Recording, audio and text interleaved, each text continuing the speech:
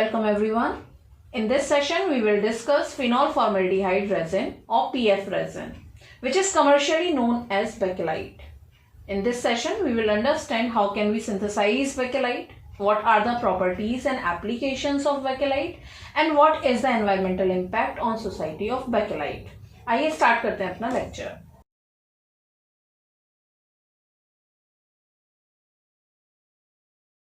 Phenol formaldehyde resin, जैसा कि नाम से ही हमें समझ में आ रहा है, फिनॉल और फॉर्मेल्डिहाइड से मिलकर बनी हुई रेजिन को हम फिनॉल फॉर्मेल्डिहाइड रेजिन कहते हैं. But there is a word resin. Resin किसे कहते हैं? पॉलीमर की वो कैटेगरी जो नेटवर्क टाइप ऑफ स्ट्रक्चर बनाती है. नेटवर्क टाइप ऑफ स्ट्रक्चर वो पॉलीमर बनाते हैं जिनकी फंक्शनैलिटी 2 से ज्यादा होती है, उनको हम नेटवर्क पॉलीमर कहते हैं. और सभी नेटवर्क पॉलीमर रेजिन के नाम से जाने जाते हैं. So all the resins are the example of polymer, while all the polymers are not example of resins. तो आज हम इसी फिनॉल फॉर्मेल्डिहाइड रेजिन की स्टडी करने जा रहे हैं. अपनी लेबोरेटरी में भी हम इसको सिंथेसाइज करेंगे और थ्योरी में भी हम इसको स्टडी करेंगे. आइए समझते हैं phenol formaldehyde resin. Dear learners, phenol formaldehyde resin के मोनोमर्स हैं फिनॉल एंड फॉर्मेल्डिहाइड. फिनॉल और फॉर्मेल्डिहाइड कंडेंसेशन के बाद बेकेलाइट बनाते हैं. कमर्शियली फिनॉल फॉर्मेल्डिहाइड रेजिन को हम बेकेलाइट के नाम से जानते हैं. फिनॉल और फॉर्मेल्डिहाइड कंडेंसेशन के बाद बेकेलाइट को प्रोड्यूस करते हैं. ये एसिडिक मीडियम में भी हो सकता है और एल्कलाइन मीडियम में भी हो सकता है इसका सिंथेसिस. इस बेकेलाइट को हम फिनोप्लास्ट के नाम से भी जानते हैं. बेकेलाइट के नाम से भी जानते हैं और फिनोप्लास्ट के नाम से भी जानते हैं. बेकेलाइट को 2 मेथड से तैयार किया जा सकता है. एक तरीका तो है कि जब बेस कैटालाइज्ड हो और फॉर्मेल्डिहाइड एक्सेस में प्रेजेंट हो. वहीं दूसरा मेथड है एसिड कैटालाइज्ड हो और फिनॉल एक्सेस में प्रेजेंट हो. कुल मिलाके फिनॉल और फॉर्मेल्डिहाइड 2 मोनोमर हैं. ये दोनों या तो इक्वली प्रेजेंट होंगे, या फिर फिनॉल एक्सेस में होगा, या फिर फॉर्मेल्डिहाइड एक्सेस में होगा. तो ये जो बेकेलाइट है इसकी सिंथेसिस 3 स्टेप में होती है. पहले स्टेप में फिनॉल और फॉर्मेल्डिहाइड कंबाइन करेंगे और कंडेंसेशन प्रोडक्ट देंगे. वो प्रोडक्ट क्या बनेगा, it will totally depend on first step में कि आपने मोनोमर का रेशियो क्या लिया है. आपने फिनॉल और फॉर्मेल्डिहाइड 1:1 के रेशियो में लिए हैं, फॉर्मेल्डिहाइड एक्सेस में लिया है, या फिनॉल एक्सेस में लिया है. ये जो यहां से कंपाउंड बनेगा, ये प्रोडक्ट बनेगा फर्स्ट स्टेप में, ये सेकेंड स्टेप में ट्रीटमेंट के बाद 2 तरीके के कंपाउंड दे सकता है. अगर फिनॉल एक्सेस में रहा होगा तो एक तरीके का कंपाउंड, फॉर्मेल्डिहाइड एक्सेस में रहा होगा तो सेकेंड टाइप का कंपाउंड. ये फर्स्ट और सेकेंड दोनों टाइप के कंपाउंड थर्ड स्टेप में आगे प्रोसीड किए जाते हैं, और जो थर्ड स्टेप में हमें प्रोडक्ट मिलता है that is known as Bakelite. तो आज हम इसी सिंथेसिस को समझने जा रहे हैं. आइए समझते हैं किस तरीके से सिंथेसाइज होगा ये, या किस तरीके से पॉलीमराइज होगा बेकेलाइट. देखिए, जो बेकेलाइट है वो 2 मोनोमर हैं उसके. एक तो है आपका फिनॉल, ये कुछ इस तरीके से, और एक है आपकी फॉर्मेल्डिहाइड HCHO कुछ इस तरीके से. आप जान कुछ इस तरीके की स्ट्रक्चर होती है बेंजीन की, वहीं आप CH2O की फॉर्म में लिख सकते हैं HCHO को. तो देखिए, जो OH ग्रुप है उसकी प्रेजेंस में या तो ऑर्थो पोजीशन पर रिएक्शन होगी या फिर पैरा पोजीशन पर रिएक्शन होगी. तो जब ये रिएक्शन होगी तो जो प्रोडक्ट बनेगा वो कुछ इस तरीके का होगा. आपका OH जो कि पहले से अटैच है, या तो ये इस पोजीशन पर मिथाइलॉल ग्रुप प्रेजेंट होगा, या फिर ये पैरा पोजीशन पर मिथाइलॉल ग्रुप प्रेजेंट होगा, या दोनों पे प्रेजेंट होगा. It will depend on the ratio of formaldehyde and phenol also. तो कुल मिला के ये रीअरेंजमेंट कुछ इस तरीके का हो रहा है. जो CH2O है वो जिस पोजीशन पर गया है उसका H यहां आकर अटैच हो रहा है CH2OH. देखिए, इसको इस तरीके से समझ सकते हैं. ये है फिनॉल और फॉर्मेल्डिहाइड जो कि दोनों मोनोमर हैं आपके बेकेलाइट के. हम फर्स्ट स्टेप की स्टडी कर रहे हैं जहां हमें ये समझना है ये दोनों या तो इक्वल रेशियो में होंगी, या फॉर्मेल्डिहाइड एक्सेस में होगा और फिनॉल एक्सेस में होगा. तो पहले केस की स्टडी करते हैं जब फिनॉल और फॉर्मेल्डिहाइड दोनों एक ही रेशियो में है, यानी कि 1:1 के रेशियो में है. जब ये 1:1 के रेशियो में है तो पैरा मिथाइलॉल फिनॉल और ऑर्थो मिथाइलॉल फिनॉल, ये दोनों हमें एज ए प्रोडक्ट मिलते हैं. तो ये तो हमें समझ में आती है रिएक्शन कि ऑर्थो पोजीशन वाला प्रोडक्ट भी मिला है और पैरा पोजीशन वाला प्रोडक्ट भी मिला है। अब सेकंड केस समझते हैं जब इन दोनों का रेशियो डिफरेंट है। समझते हैं जब फॉर्मेल्डिहाइड एक्सेस में प्रेजेंट है, यानी कि 1:2 का रेशियो प्रेजेंट है सपोज। तो जब 1:2 का रेशियो प्रेजेंट होता है तो हमें एक ही रिंग पर ऑर्थो और पैरा प्रोडक्ट मिलता है, यानी कि ऑर्थो पैरा डाइमिथाइलॉल फिनॉल हमें मिलेगा। वहीं अगर ये रेशियो 1:3 का हुआ तो आप समझ सकते हैं फिनॉल 1 है और 3 methyl group present, formaldehyde group present है। तो देखिए आपके ऑर्थो डैश दोनों पर मिथाइलॉल और पैरा पोजीशन पर भी कुछ इस तरीके का प्रोडक्ट मिलेगा। तो हमें जब दोनों इक्वल प्रेजेंट थे तो ये प्रोडक्ट मिला है, जब 1:3 का रेशियो था तो ये प्रोडक्ट मिला है, और जब 1:2 का रेशियो है तो ये प्रोडक्ट मिला है। कुल मिला के जब फॉर्मेल्डिहाइड एक्सेस में है तो ये वाला प्रोडक्ट मिला है या इस तरीके का प्रोडक्ट मिला है। अब जरा सेकंड केस देख लेते हैं जब आपका फिनॉल एक्सेस में है।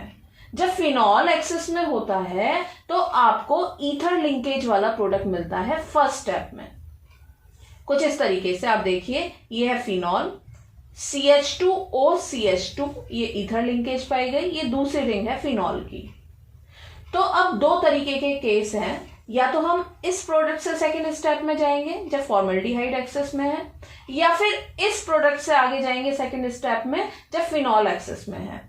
बात करते हैं सेकंड वाले की जिसमें ईथर लिंकेज है। अगर हम इससे आगे जाते हैं तो जो हमें सेकंड स्टेप में कंपाउंड मिलता है उसको हम रिसॉल के नाम से जानते हैं।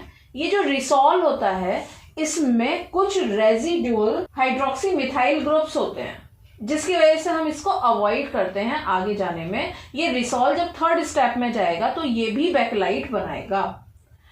कुछ इस तरीके के प्रोडक्ट को हम रिसॉल कहते हैं। देखिए कुछ इस तरीके का पॉलीमर होगा, ये फिनॉल रिंग है जहां ईथर लिंकेज पाई जाएंगी और ये unit again and again repeat होती चली जाएगी, फिर ये बनाएगा बैकलाइट।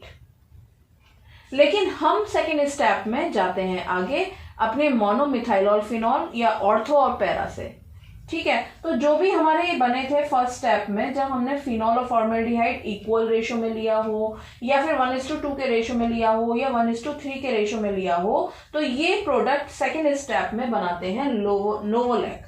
ये जो नोवोलैक होती है ये लो मॉलिक्यूलर वेट का होता है और कुछ इस तरीके से ये रिएक्ट करेगा। देखिए ये है ऑर्थो प्रोडक्ट यानी कि ऑर्थो मिथाइलॉल फिनॉल, ये भी ऑर्थो मिथाइलॉल फिनॉल का दूसरा मॉलिक्यूल है।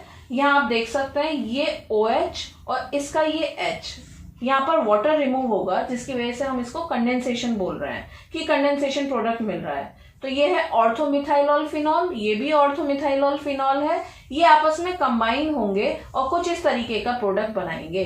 देखिए ये OH और OH रिमूव हो गया और ये CH2 आपकी ऑर्थो पोजीशन पर अटैच हो गया है। तो ये OH पहले से था, ऐसे यहाँ पर OH और आगे वाले उस कंपाउंड का फिनॉल का H रिमूव हुआ होगा। ये unit again and again repeat होगी, इसमें मिथाइलिन लिंकेज पाई जा रही है, इसको हम बोलते हैं नोवोलैक। तो जब ईथर लिंकेज पाई जा रही थी तो आपने रिसॉल कहा, जब मिथाइलिन लिंकेज पाई जा रही है तो आपने नोवोलैक कहा। अब रिसॉल भी थर्ड स्टेप में बैकेलाइट देता है, नोवोलैक भी थर्ड स्टेप में बैकेलाइट देता है। तो हम नोवोलैक से बैकेलाइट की स्टडी कर रहे हैं कि ये नोवोलैक किस तरीके से आगे बैकेलाइट बनाएगा। बढ़ते हैं अपने थर्ड स्टेप की तरफ। थर्ड स्टेप में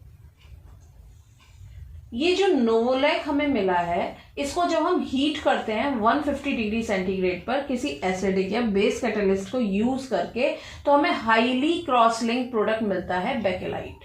ये हाईली क्रॉस लिंक्ड होता है। द स्ट्रक्चर ऑफ बैकेलाइट हम समझ सकते हैं कुछ इस तरीके की होगी। देखिए नोवोलैक का एक मोनोमॉलिक्यूल है, इसी तरीके के और नोवोलैक के मॉलिक्यूल फॉर्मेल्डिहाइड की प्रेजेंस में रिएक्ट कर रहे हैं, जिससे कि ये ऑर्थो पोजीशन की लिंकेज आपको समझ में आ रही है। ये दूसरी चेन है ऑर्थो पोजीशन पे, ये फिनॉल, और ये फॉर्मेल्डिहाइड के दूसरे मोनोमर हैं ये। तो ये इस तरीके से बैकेलाइट बनाते हैं। देखिए मैं फिर से समझाती हूँ इसको। ये जो नोवोलैक है इसी तरीके का एक और मॉलिक्यूल आप इधर समझिए कुछ इस तरीके से। अब ये बीच में CH2O के दूसरे मॉलिक्यूल हैं। अब इस पोजीशन से H और इस पोजीशन से H और ये O रिमूव हो जाएगा वाटर की फॉर्म में। ये दोनों रिंग आपस में अटैच हो गई, ये CH2 इनकी अटैचिंग लिंक बन गई और ये बन गया बेकेलाइट। तो देख सकते हैं आप हाईली क्रॉस लिंक्ड है ये बेकेलाइट। तो इस तरीके से सिंथेसाइज किया जाता है बेकेलाइट को। आइए समझते हैं क्या इसकी प्रॉपर्टीज हैं। प्रॉपर्टीज देखिए, जो बेकेलाइट है ये हार्ड, रिजिड और स्ट्रॉन्ग रेजिन होती है। हार्ड और स्ट्रॉन्ग रेजिन होती है। ये एक्सीलेंट हीट, मॉइस्चर, केमिकल और एब्रेजन रेजिस्टेंस शो करती है। ये इसकी मेन प्रॉपर्टीज हैं बेकेलाइट की। हार्ड है, रिजिड है, स्ट्रॉन्ग है और एक्सीलेंट हीट और मॉइस्चर, केमिकल रेजिस्टेंस शो करती है। इसके अलावा इसकी एक और इंपॉर्टेंट प्रॉपर्टी है, this is scratch resistant polymer और एक्सीलेंट इलेक्ट्रिकल इंसुलेटिंग प्रॉपर्टी भी ये शो करता है, जिसकी वजह से इसके एप्लीकेशन के बहुत वाइड एरियाज हैं। इन्हीं प्रॉपर्टी को हम कहाँ एज ए एप्लीकेशन यूज करते हैं, आइए समझते हैं। देखिए, जो आपका बेकेलाइट है that is use for making switches, plugs, handles for pressure cookers, saucepans, fry pans. तो ये डोमेस्टिक स्विचेस बनाने में, प्लग्स बनाने में, प्रेशर कुकर हो या सॉस पैन्स हो या फ्राई पैन्स हो, उनके हैंडल्स बनाने में इसको यूज किया जाता है। वहीं bakelite is also use for making moulded articles like telephone के पार्ट्स हैं या cabinet for radio and telephones हैं, उनको बनाने में भी बेकेलाइट का यूज किया जाता है। इसका एक और बहुत अच्छा एप्लीकेशन है that is used in paints and varnishes in the production of ion exchange resins for water softening। ion exchange resin जो कि water softening की तरह हम आगे मॉड्यूल 4 में पढ़ने वाले हैं, जिसकी वीडियो भी अवेलेबल है, हमारे कोर्स में भी है। उसको बनाने में ये पेंट और वार्निशेस की तरह यूज होती है। वहीं that is also use for making bearings, use in propeller shafts for making paper industry and rolling mills. तो ये कुछ इसके एप्लीकेशंस हैं जिनकी वजह से इसको बहुत ज़्यादा यूज़ किया जाता है, चाहे डोमेस्टिक स्विचेस हों, प्लग्स हों, हैंडल्स फॉर प्रेशर कुकर्स हों, सॉस पैन्स हों, फ्राई पैन्स के हैंडल्स हों, या फिर आपके मोल्डेड आर्टिकल्स हों टेलीफोन पार्ट्स की तरह या फिर cabinet of radio and telephones की तरह। वहीं पेपर इंडस्ट्री और रोलिंग मिल्स में भी इसको यूज किया जाता है। Now its environmental impact. Dear learners, जैसा कि हमने समझा जो बेकेलाइट है वो फिनॉल और फॉर्मल्डिहाइड रेजिन से प्रिपेयर की जाती है। तो इसका सबसे बड़ा ड्रॉबैक ही यही है बेकेलाइट का, disposing of bakelite is very hazardous to the environment just like other plastics और plastic based products. It contains formaldehyde. इसमें फॉर्मल्डिहाइड होने की वजह से ही ये हजार्डस है, बट इसमें एस्बेस्टस भी पाया जाता है। एस्बेस्टस एक फाइब्रस मिनरल होता है। जो एस्बेस्टस है ये बहुत डेंजरस टॉक्सिन होता है। अगर हम बहुत लंबे टाइम तक एस्बेस्टस के लिए एक्सपोज रहें, it can affect our lungs as well as respiratory system. तो ये कुछ एनवायरमेंटल इम्पैक्ट हैं बेकेलाइट के। बेकेलाइट को जब भी हम डिस्पोज करेंगे, प्लास्टिक प्रोडक्ट्स होते हैं उनकी तरह एनवायरमेंट को हार्मफुल इफेक्ट प्रोड्यूस करता है। उसके अलावा इसमें उपस्थित फॉर्मल्डिहाइड भी हार्मफुल केमिकल है। इसके अलावा इसमें एस्बेस्टस पाया जाता है जो कि लंग्स और रेस्पिरेटरी सिस्टम में प्रॉब्लम क्रिएट कर सकता है। These are the environmental impact of bakelite.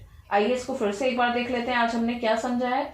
हमने समझा है जो बेकेलाइट है इसको हम कमर्शियली बेकेलाइट के नाम से जानते हैं, फिनॉल फॉर्मल्डिहाइड या पीएफ रेजिन के नाम से भी जानते हैं और फिनोप्लास्ट के नाम से भी इसको जानते हैं। इसके दो मोनोमर है, फिनॉल और फॉर्मल्डिहाइड, जो कि कंडेंसेशन प्रोडक्ट की फॉर्म में इसको देने वाले हैं। 3 स्टेप में ये रिएक्शन होने वाली है। फर्स्ट स्टेप टोटली इस बात पर डिपेंड करता है कि फिनॉल फॉर्मल्डिहाइड आपने किस रेशो में लिया है।